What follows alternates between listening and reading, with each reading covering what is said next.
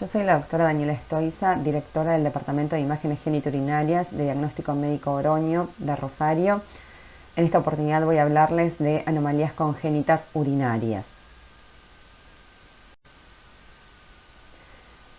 Las anomalías del tracto urinario son anomalías que tienen alta incidencia y prevalencia, pueden afectar el 3.2% de la población pediátrica y sus características clínicas pueden ser desde ser totalmente asintomáticas hasta incompatibles con la vida.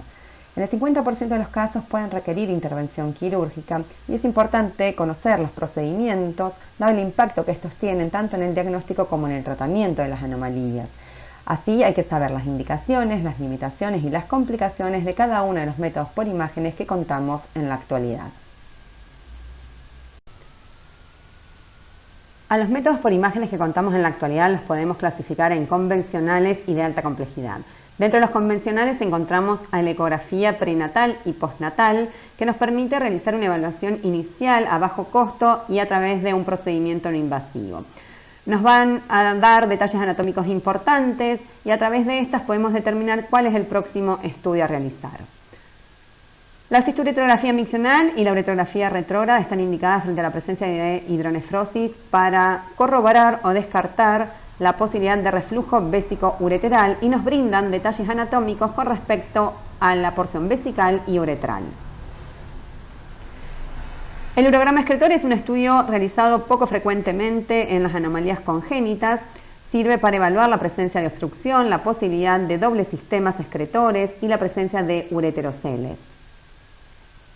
En cuanto a la medicina nuclear, es un estudio que sirve para la evaluación de hidronefrosis en pacientes neonatos en un intento de realizar el diagnóstico diferencial frente a uréter obstructivo versus no obstructivo.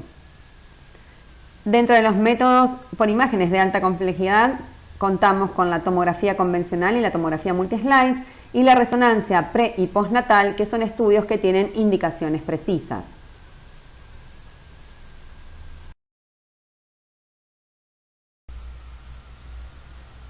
A las anomalías del tracto urinario las podemos clasificar en anomalías altas, bajas o las asociadas a grandes síndromes.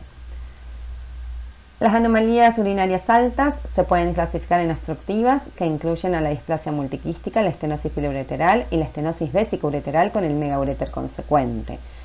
Dentro de las no obstructivas encontramos a la agenesia e hipoplasia renal, la ectopía o fusión renal, las duplicaciones del sistema excretor, la poliquistosis renal, el reflujo vesicoureteral, el ureterocele y el uréter ciego congénito. Dentro de las anomalías urinarias bajas, también clasificadas en obstructivas y no obstructivas, encontramos dentro de las obstructivas a la válvula o atresia uretral, al síndrome de Prumbelli, y dentro de las no obstructivas al síndrome megavejiga microcolon hipoperistaltismo intestinal, también al síndrome de Prumbelli, la malformación cloacal y el seno urogenital persistente. Dentro de los grandes síndromes, recuerden que hay múltiples síndromes que pueden asociarse con el tracto urinario, que varían desde las trisomías hasta el síndrome de Bacter.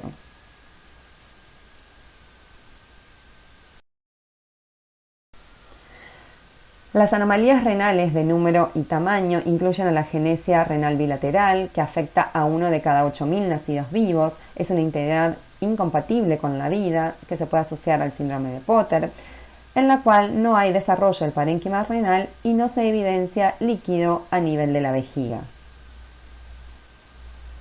La agenesia renal unilateral afecta a 1 de cada 500 nacidos vivos. El riñón contralateral presente es vicariante, no se desarrolla el brote ureteral y en el caso de las mujeres puede asociarse a anomalías mullerianas, mientras que en los hombres se asocia a anomalías de las vesículas seminales. El diagnóstico diferencial debe realizarse con atrofia renal adquirida y con el riñón ectópico. Con respecto a la hipoplasia renal, es un riñón que tiene menor número de cálices, pirámides y lóbulos, puede ser uniobilateral, segmentaria o global.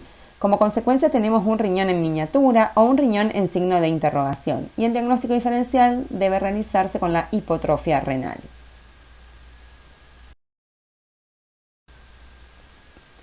En este ejemplo de una ecografía prenatal estamos viendo un oligoamnios severo, la ausencia de parénquima renal bilateral y la ausencia de las arterias renales en el ecodoppler color en un caso de una agenesia renal bilateral.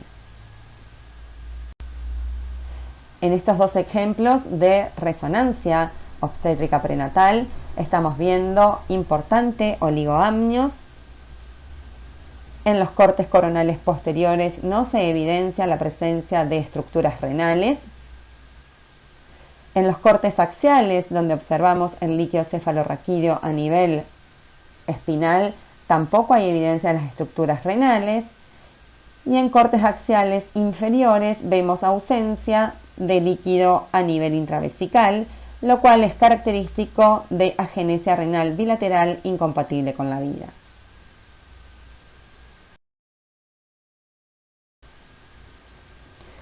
En este ejemplo de resonancia obstétrica estamos viendo la presencia de un único riñón en un plano axial. En un caso de fetos siameses onfalópagos, donde uno presentaba una agenesia renal unilateral y el otro presentaba los dos riñones desarrollados en forma habitual.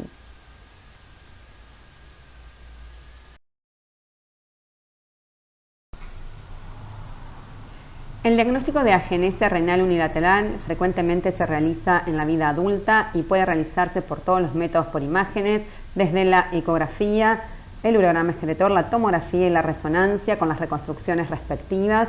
Recuerden que el riñón contralateral es un riñón vicariante debido a la hipertrofia compensadora.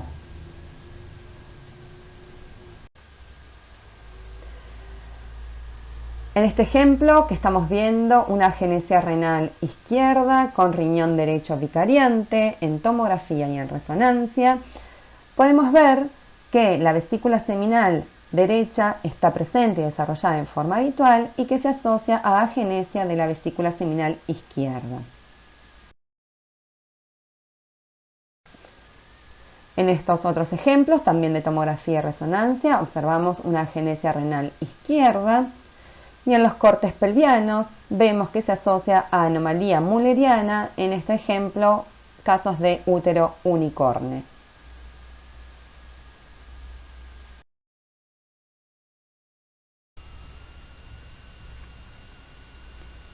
En esta diapositiva estamos viendo reconstrucciones volumétricas de tomografía multidetectora donde se evidencia un riñón derecho disminuido de tamaño en relación a su contralateral con una función adecuada y la morfología conservada en relación con un riñón hipoplásico.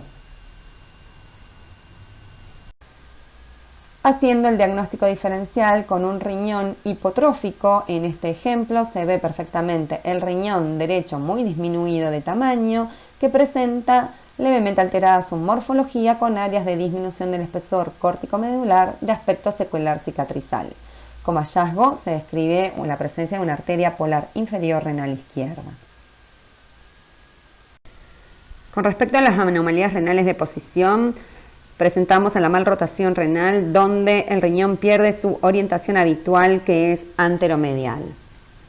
El riñón ectópico, que puede ser cefálico ascendido o torácico, que es poco habitual, o bien el más frecuente, que es caudal, descendido o pélvico. Este último cuenta con un uréter corto y los vasos que lo irrigan presentan emergencia aórtica, ilíaca o hipogástrica, y debe realizarse el diagnóstico diferencial con la ptosis renal, que se caracteriza por presentar tanto uréter como vasos de emergencia habitual y que son elongados debido a la posición baja de dicho riñón. En cuanto al riñón cruzado, el mismo puede ser con o sin fusión parenquimatosa, sabiendo que la fusión parenquimatosa más frecuente se realiza entre el polo inferior del riñón ortotópico con el polo superior del riñón cruzado. Y el riñón en herradura, donde se evidencia una fusión de los polos inferiores de ambos riñones a nivel medial a través de un tabique o istmo de características fibrosas o parenquimatosas. Los cilios de ambos riñones presentan orientación anterior y dado que los uréteres presentan un acodamiento, hay mayor riesgo de infección y de litiasis y hay un aumento en la incidencia de patología maligna.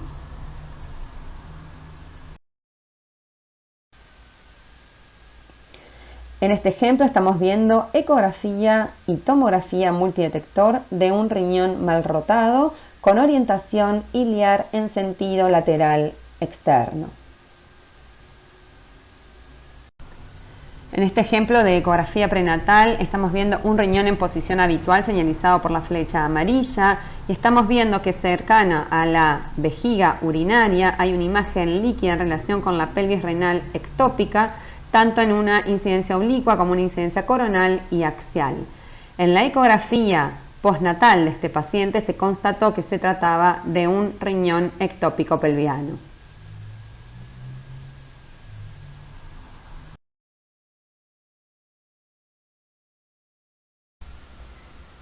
También podemos hacer el diagnóstico a través de tomografía multidetectora en la vida adulta, donde se objetiva un riñón ectópico a nivel de la fosa ilíaca derecha, cuyos vasos de irrigación emergen en el sector inferior de la aorta y que presenta un uréter corto. Recuerden que el diagnóstico diferencial del riñón ectópico se realiza con la aptosis renal, como en este ejemplo de tomografía multidetectora donde se evidencia un riñón descendido y cuyo uréter presenta longitud habitual y se encuentra levemente tortuoso debido a la posición más baja de dicho riñón. En este ejemplo de tomografía multidetectora estamos viendo un riñón izquierdo cruzado que presenta fusión con el polo inferior del riñón derecho ortotópico.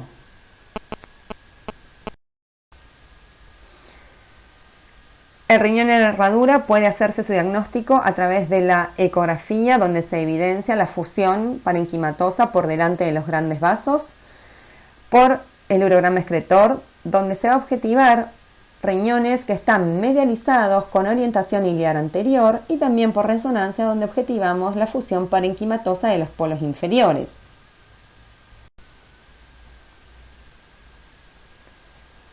El diagnóstico también se puede realizar a través de tomografía multislice, como en este ejemplo que estamos viendo, un riñón en herradura, cuya fusión se realiza a través de tabique fibroso, con un riñón izquierdo que presenta alteración de los planos grasos adyacentes debido a la presencia de una pielonefritis. También podemos detectar fusión de los riñones en su polo inferior a través de un tabique parenquimatoso.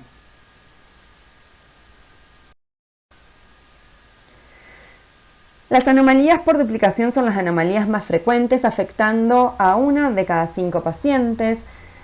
Se deben a la bifurcación prematura del conducto metanéfrico y pueden ser uni o bilaterales. Las variantes que existen oscilan entre la pelvis renal bífida, el doble sistema excretor incompleto o bien el doble sistema excretor completo.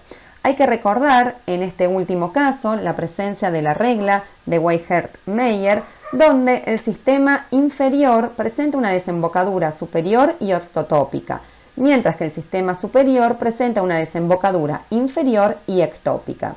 El sistema superior ectópico suele presentar un ureterocele, mientras que el sistema inferior ortotópico suele presentar reflujo vésico-ureteral secundario a la compresión que produce el ureterocele del sistema superior.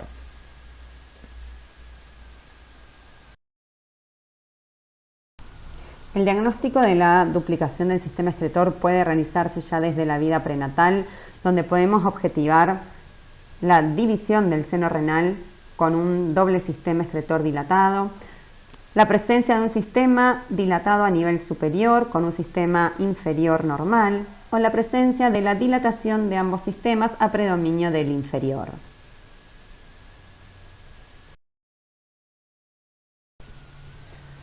También podemos realizar el diagnóstico de duplicación del sistema excretor en la ecografía postnatal, lo cual es un hallazgo muy frecuente y que se caracteriza por la presencia de un doble seno renal dividido por una banda de parénquima renal.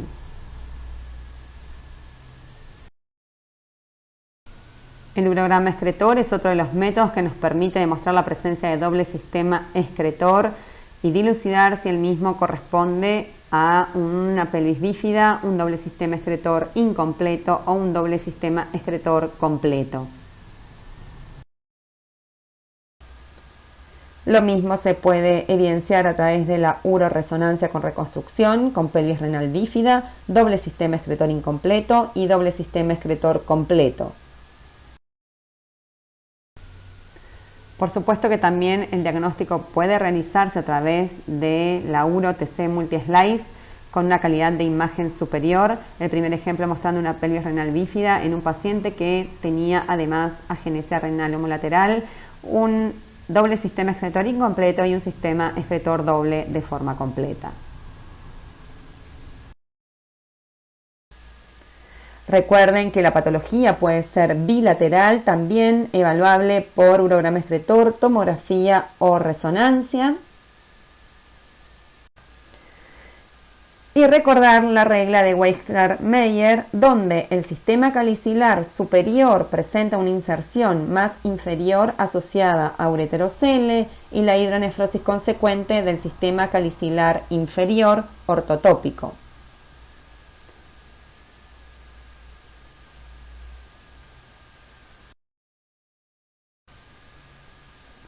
Con respecto a la estenosis piel-ureteral, puede ser consecuencia de una etiología intrínseca, como ser la presencia de un músculo anómalo o una válvula mucosa, o bien consecuencia de una etiología extrínseca, como puede ser un vaso anómalo, que son las famosas arterias polares. Es mucho más frecuente que se dé del lado izquierdo, en un 15 a 20% puede ser bilateral, y la gravedad de la patología va a depender del grado de obstrucción. Puede haber únicamente dilatación piélica, con o sin dilatación calicilar, y el uréter es característico que presente un calibre normal. Puede hacerse el diagnóstico a través de la presencia de múltiples quistes comunicantes y la presencia de parénquima renal funcionante. El diagnóstico de la estenosis piel-ureteral puede realizarse a través del urograma excretor, la tomografía multidetectora o la uroresonancia, caracterizándose por una dilatación piélica con o sin asociación de dilatación calicilar. El urétero homolateral presenta un calibre conservado. Tanto la tomo como la resonancia nos permite además evaluar la posibilidad de la presencia de vasos anómalos, como en estos dos ejemplos donde la tomografía demuestra la presencia de doble arteria renal derecha y la resonancia un vaso polar inferior renal izquierdo. En cuanto a la poliquistosis renal, hay que tener en cuenta que la misma es variable, incluyendo la patología genética, que es la enfermedad poliquística renal, la patología no genética, que es la displasia renal multiquística, y puede haber síndromes asociados a enfermedad quística renal.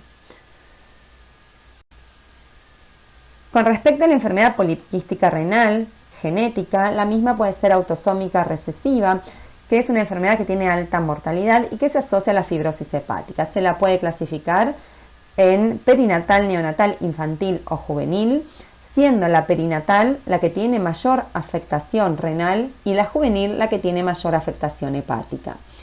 Se caracteriza por presentar nefromegalia renal bilateral simétrica. La morfología de los riñones está conservada y suele ser riñones hiperecogénicos por ecografía o hiperintensos por resonancia, debido a la presencia de múltiples quistes corticomedulares de muy pequeño tamaño, generalmente menores a 1 o 2 milímetros. En cuanto a la enfermedad poliquística renal autosómica dominante, suele hacerse el diagnóstico en la infancia tardía o en la edad adulta, suele haber historia familiar.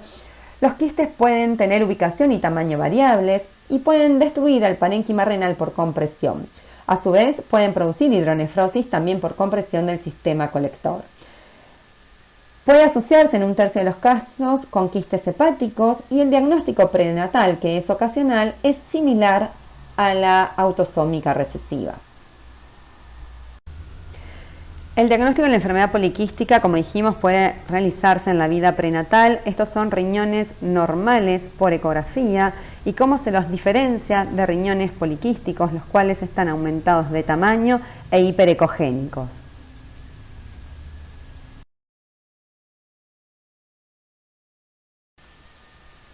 También podemos ver múltiples imágenes quísticas que ocupan el parénquima renal en una ecografía prenatal. Y cómo se puede diagnosticar, por supuesto, en la vida adulta, tanto con tomografía como con resonancia, evidenciando el importante aumento de volumen de los riñones en casos de poliquistosis renal bilateral.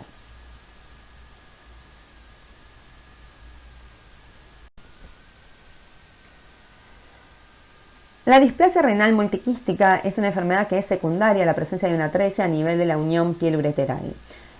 La arteria que irriga dicho riñón suele ser hipoplásica, no hay parénquima renal funcionante y se caracteriza por la presencia de múltiples imágenes quísticas que no son comunicantes entre sí. No se logran visualizar los uréteres, hay un aumento de la ecogenicidad o la intensidad del riñón por la presencia de pequeños quistes. En el 15 a un 20% de los casos se asocia a anomalía contralateral, más frecuentemente la estenosis pieleureteral, y en el 50% de los casos hay anomalías cardíacas o faciales asociadas. En este ejemplo que realizamos junto con la doctora Silvina De Luca del Hospital Alemán, vemos que la ecografía prenatal nos muestra lo que se sospechó imagen compatible con hidronefrosis bilateral. A este paciente se le realizó una resonancia prenatal que los cortes coronales mostraron la hidronefrosis con una pelvis dilatada asociada a cálices dilatados y parénquima renal presente en un caso de estenosis pieleureteral. Del otro lado se objetivaban múltiples imágenes quísticas que no eran comunicantes entre sí.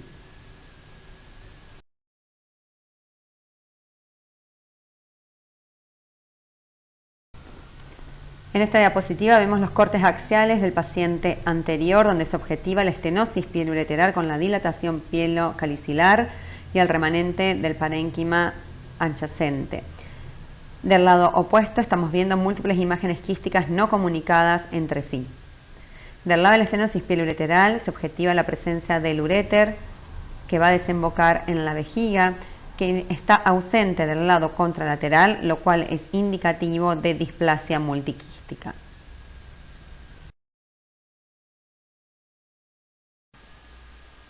El diagnóstico a veces se realiza en la vida adulta con un riñón no funcionante y reemplazado por imágenes quísticas en un ejemplo de uroresonancia.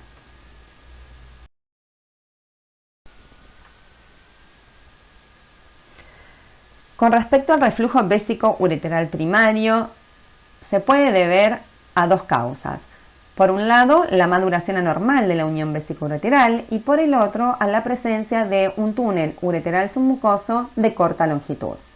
Puede ser aislado o se puede asociar a otras anomalías como por ejemplo la válvula de uretra posterior o a dobles sistemas excretores completos. Se asocia a infecciones urinarias altas, lo cual conlleva la presencia de cicatrices a nivel del parénquima renal que se diagnostican perfectamente a través de la medicina nuclear.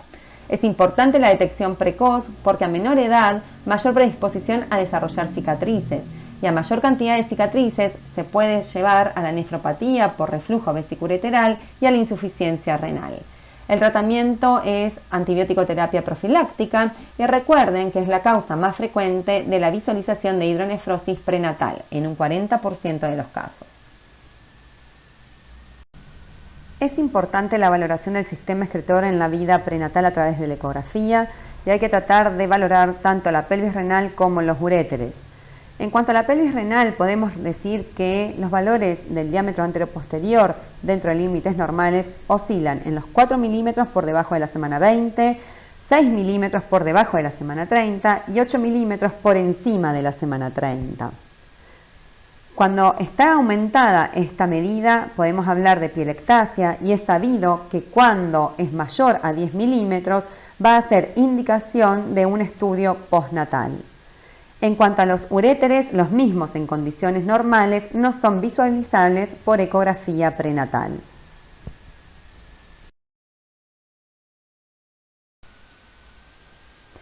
En estos diferentes ejemplos de ecografías prenatales se ve la medición de las pelvis renales que van desde valores normales a valores muy aumentados que cuando miden más de 10 milímetros recuerden que es indicativo de realizar estudios postnatales.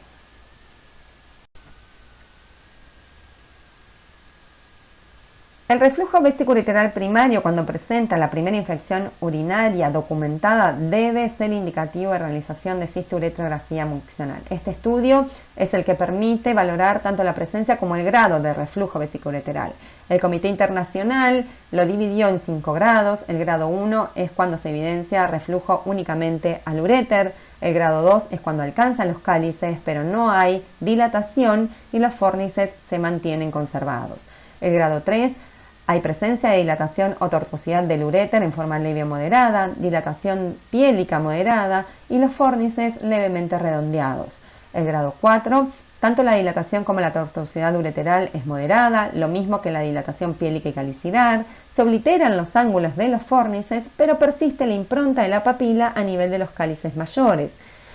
En el grado 5, la dilatación o tortuosidad del uréter es muy grosero, lo mismo que la dilatación piélica y calicilar, y desaparece la impronta producida por la papila a nivel de los cálices mayores.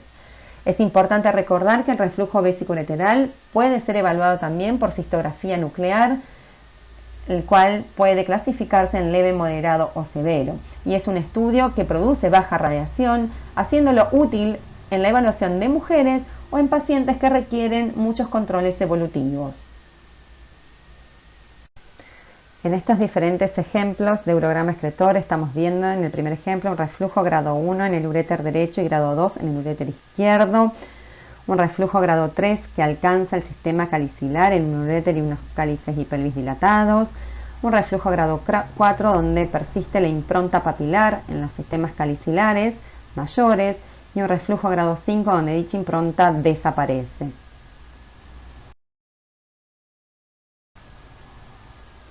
Con respecto al megauréter primario, se diagnostica cuando el diámetro del uréter es mayor a 7 milímetros, hay una alteración congénita idiopática de la unión vésico-ureteral y hay 3 categorías. Se lo considera obstructivo, refluyente o no refluyente y no obstructivo.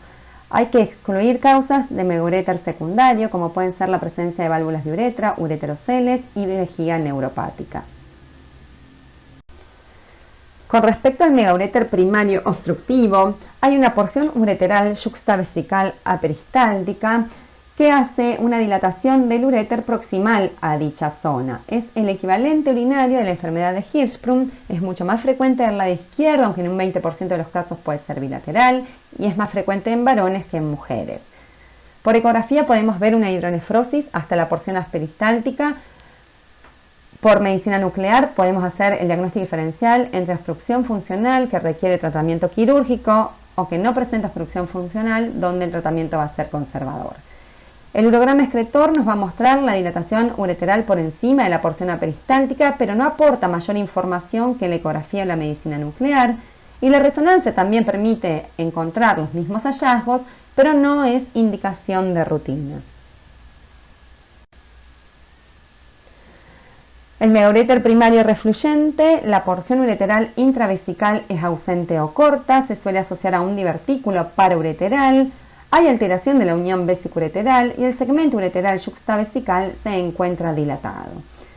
Mientras que en el no obstructivo y no refluyente no hay reflujo vésico-ureteral ni estenosis y el uréter se encuentra dilatado desde la desembocadura vesical. En este ejemplo de ecografía prenatal estamos viendo un megauréter que fue evaluado por resonancia magnética y vemos cómo desemboca a nivel de la vejiga y se observó en toda su extensión.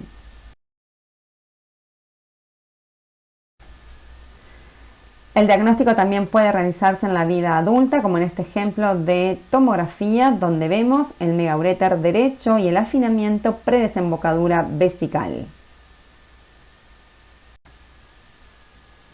En este ejemplo, donde por cisturetrografía miccional se objetivó un reflujo importante al uréter izquierdo y cómo por resonancia se pudo determinar el megauréter relacionado muy tortuoso.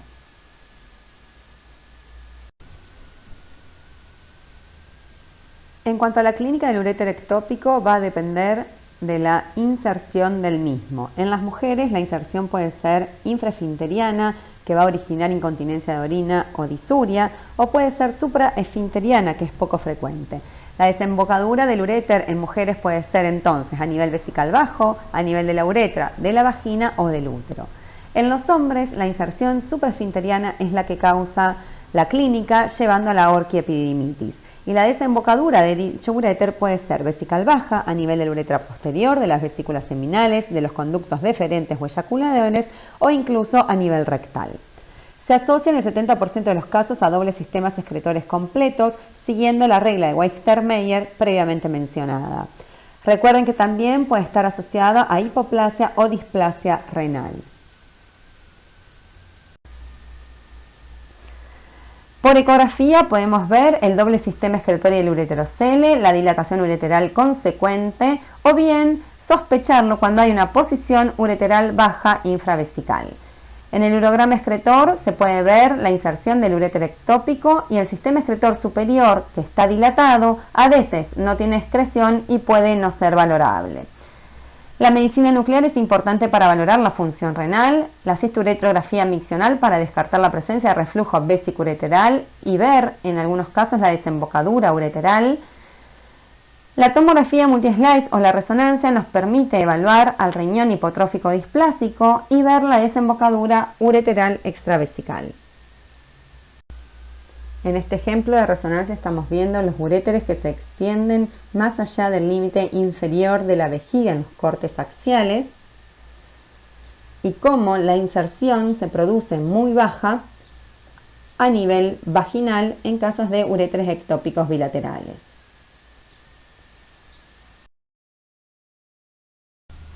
En este ejemplo de resonancia en el plano coronal estamos viendo el uréter izquierdo cercano a la porción cervical uterina y en la reconstrucción de la uroresonancia vemos cómo el mismo desemboca a nivel vaginal.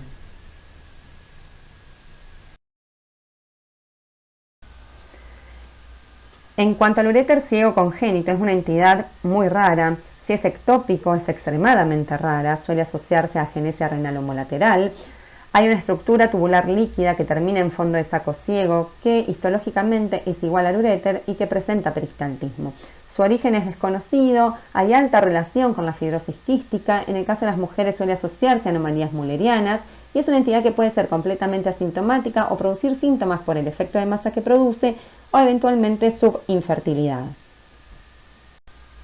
En este ejemplo, en el urograma excretor, estamos viendo ausencia de la sombra renal derecha y una imagen radiolúcida proyectándose a nivel vesical. Se le realizó la tomografía computada donde se objetiva que esa imagen radiolúcida correspondía a una estructura líquida que produce efecto de masa. Luego se le realizó la resonancia magnética y se objetivó que dicha estructura correspondía en realidad a un uréter ciego congénito desembocando a nivel vaginal, que por supuesto se asociaba a la agenesia renal homolateral con riñón izquierdo normal.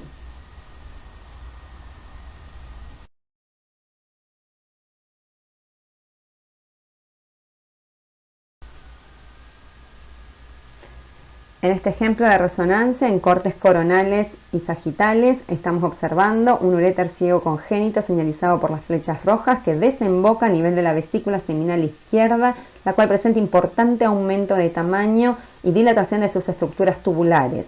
Se asocia, por supuesto, a agenesia renal homolateral y a un riñón derecho de características conservadas, en un ejemplo de uréter ciego congénito ectópico en hombre.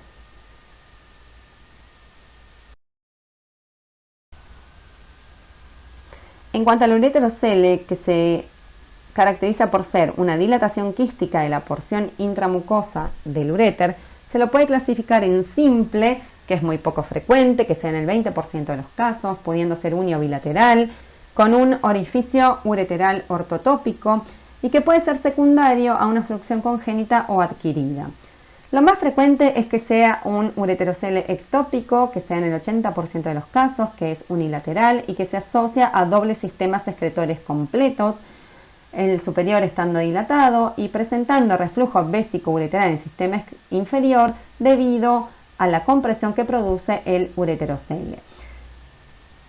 La desembocadura de este ureterocele puede ser a nivel de la vejiga, vagina, útero o uretra en la mujer o a nivel del epididimo, conductos deferentes o seminales en el hombre.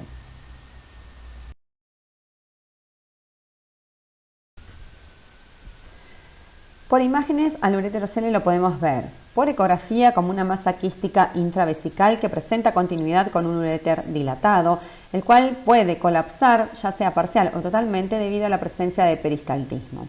Por cisturetrografía miccional se evidencia como un defecto de relleno intravesical, que es evaluable durante el relleno parcial y que suele desaparecer con el relleno total vesical. El urograma excretor nos va a mostrar el signo de la cabeza de cobra, que es un área radiodensa por el pasaje del material de contraste con halo radiolúcido secundaria a la mucosa del ureterocele. A veces se puede evidenciar como un defecto de relleno intravesical cuando la desembocadura es ectópica.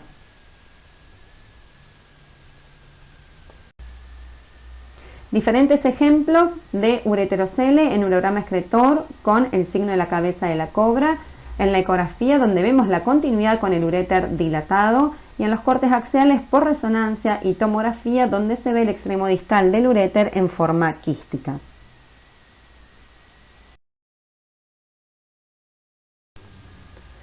También los podemos ver en las reconstrucciones por resonancia o por tomografía y recuerden que pueden ser uni o bilaterales. En cuanto a las válvulas uretrales, las mismas pueden ser posteriores afectando a uno de cada 4.000 a 7.500 varones. Hay tres tipos, tipo 1, tipo 2, tipo 3. Hoy en día se considera la más frecuente de todas la tipo 1, que es una membrana que va desde el verum montanum hasta la uretra posterior.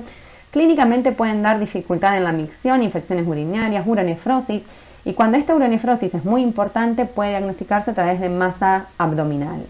En el 50% de los casos se asocian a reflujo vésico-ureteral y en un 1/3% de los casos a remanentes uracales. En cuanto a las válvulas uretrales anteriores, se las considera en relación a un pliegue de un divertículo uretral en la unión peno-escrotal. Son muy raras, pueden ser aisladas o asociadas a divertículo proximal, se presentan en un 40% de los casos a nivel de la uretra vulvar y la obstrucción puede ser leve a moderada o severa. El diagnóstico de la válvula uretral posterior puede realizarse tanto por ecografía prenatal como postnatal, donde se evidencia una vejiga muy distendida con paredes engrosadas e irregulares. Es característico de evaluar el signo del cerrojo, que se debe a la presencia de una uretra prostática muy dilatada, la hidronefrosis bilateral, secundaria al reflujo que ésta produce, puede haber ascitis urinaria y displasia renal. En la cisturetrografía miccional se observa una uretra posterior larga y dilatada, puede a veces diagnosticarse la banda radiolúcida que corresponde a la válvula. El cuello vesical suele ser hipertrófico y angosto y las paredes de la vejiga, como veíamos antes, engrosadas e irregulares y por supuesto la presencia del reflujo vésico ureteral. Este ejemplo de ecografía prenatal donde se evidencia la vejiga distendida y el signo del cerrojo por la uretra prostática posterior dilatada y en cortes más superiores se evidencia la hidronefrosis bilateral consecuencia del reflujo vésico ureteral. En este ejemplo de cisturetrografía miccional donde se objetiva una uretra anterior de características conservadas, una uretra prostática elongada y dilatada, vejiga distendida con paredes francamente irregulares y el reflujo vésico ureteral importante que suele acompañar a esta patología.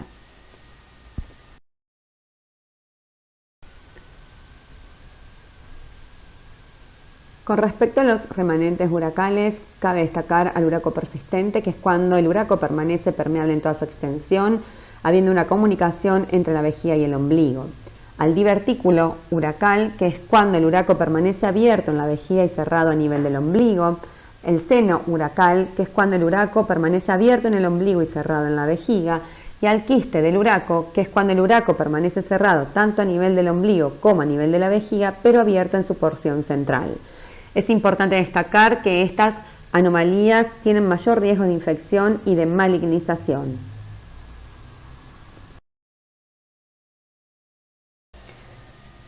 En este ejemplo de tomografía multislice en el plano sagital estamos viendo un divertículo del uraco donde se encuentra cerrado en el ombligo y abierto hacia la vejiga, pero en este ejemplo había un tejido de densidad de partes blandas que realzaba luego el contraste endovenoso con malignización de un carcinoma. En cuanto al divertículo uretral, el mismo se puede clasificar en anterior, donde hay una protrusión desde la luz a la pared ventral de la uretra y que suele ser secundario al desarrollo incompleto focal del cuerpo esponjoso. A veces es secundario a una dilatación de la glándula de Cooper que produce erosión uretral. La cisturetrografía miccional nos va a evidenciar una imagen de suma de morfología oval. Y el divertículo uretral posterior, que en general es secundario al quiste del utrículo, recordando que el utrículo se va a localizar en el piso de la uretra prostática, Es muy frecuentemente asociado a hipospadia y al síndrome de Prumbelli, y la cisturetrografía miccional también nos va a evidenciar una imagen de suma de morfología oval.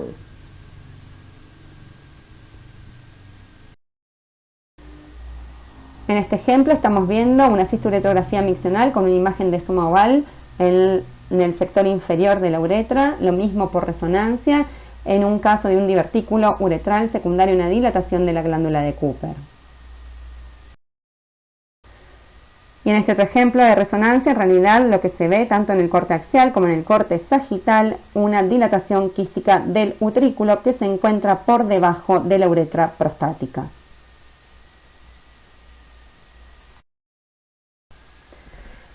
El síndrome de Prumbelli es un síndrome que afecta a una cada 29.000 a 40.000 nacidos vivos y es muchísimo más frecuente en varones que en mujeres. En el caso de que se den varones, tiene que ser condición sine qua non que se asocia a criptorquidia bilateral. La enfermedad se caracteriza por una hipoplasia muy marcada de los músculos abdominales y un compromiso de la unión urétero-vesical, que puede ser con obstrucción, en este caso asociada a válvula de uretra posterior o atresia, o sin obstrucción, que tiene mejor sobrevida. En cualquiera de los casos se asocia a una hidronefrosis severa generalizada, hay una megavejiga con paredes gruesas pero sin trabeculaciones, una uretra posterior dilatada que puede asociarse a quiste del utrículo. Hay parénquimas renales, aunque los mismos son dismórficos. En el 50% de los casos presentan reflujo vesico-ureteral y suele asociarse a malformaciones de otros tipos, como ser respiratorias, cardíacas, del tracto gastrointestinal y del sistema musculoesquelético. En este ejemplo de resonancia prenatal estamos viendo cortes sagitales donde se objetivan megauréteres bilaterales, vejiga distendida y parénquima renal conservado.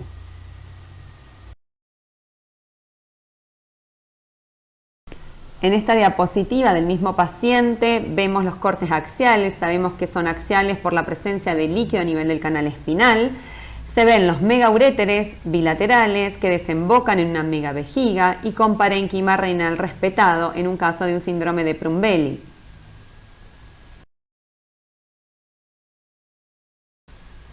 Y estas reconstrucciones volumétricas de resonancia que nos permiten objetivar el importante compromiso urétero-vesical y la importante distensión de la pared abdominal de este mismo paciente. La última anomalía del sistema urinario de las cuales les voy a hablar es la malformación cloacal, donde hay una persistencia de un canal común llamado cloaca, a donde drenan en conjunto el tracto urinario, el tracto gastrointestinal y el tracto genital. Cuando se realiza el examen físico hay un único orificio perineal y la pared abdominal es completamente normal. Esto permite hacer el diagnóstico diferencial con la extrofia cloacal. Siempre se da en pacientes femeninas y suele asociarse a otras anomalías del tracto urinario, genitales, de los huesos de la pelvis y de la médula espinal baja. Una variante de menor jerarquía es el seno urogenital persistente, en donde hay un canal común de drenaje, pero solo del tracto urinario y del tracto genital. Y a nivel perineal hay presencia de dos orificios, uno para este canal común y otro para el tracto gastrointestinal.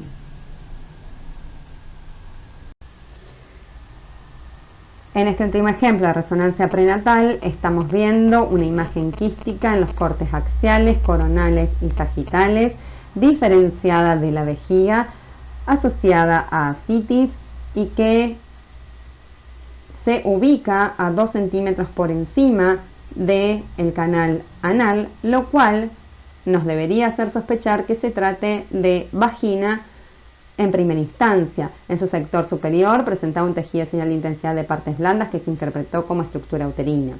Cuando se realizó el estudio postnatal de cisturetrografía miccional en el Hospital Centenario de Rosario, se evaluó que la imagen quística correspondía a vagina comunicada con la vejiga, lo cual es indicativo de seno urogenital persistente.